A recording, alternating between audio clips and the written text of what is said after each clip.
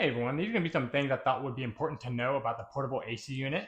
One thing to know is this portable AC unit is 65 pounds, so it does have quite a bit of weight to it. So just keep that in mind should you need any assistance moving it around your home. One great feature about this portable AC unit is it does have an auto evaporation system. Therefore, during the cool mode, just for everyday use, you're not required to have the drain hose or the exhaust hose attached. However, if you are using it in a high humidity environment, you will be required to use both the exhaust hose and a drainage hose so that the unit can work effectively.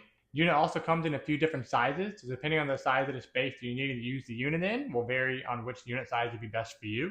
There are a couple of functionalities with this unit that are only accessible via the remote. One of those functions is going to be turbo mode, and what this will do is it'll put the unit into its lowest cooling setting, which is 61 degrees, and it'll automatically put the fan on high, so it'll help rapidly cool down the space that it's in. Another function to find on the remote is the sleep mode function, and this function will be available for cooling or fan mode, but it can only be accessible via the remote. And lastly, for the child lock function, this is only found on the remote, and you'll find a button on the bottom here, and you'll want to hold it for 5 seconds to turn the child lock on, and hold it again for 5 seconds to turn it off. One thing to note is when child lock is on, that only prevents the buttons on the unit itself from being changed. However, the remote can still adjust those settings even with the child lock on. Just keep that in mind. One of the modes the portable AC unit has is dry mode or dehumidify mode. And during this mode, you want to make sure you have the drain hose attached to this drain here for continuous drainage, as well as have the exhaust hose attached here. Should the unit ever get full of water, it'll automatically shut down.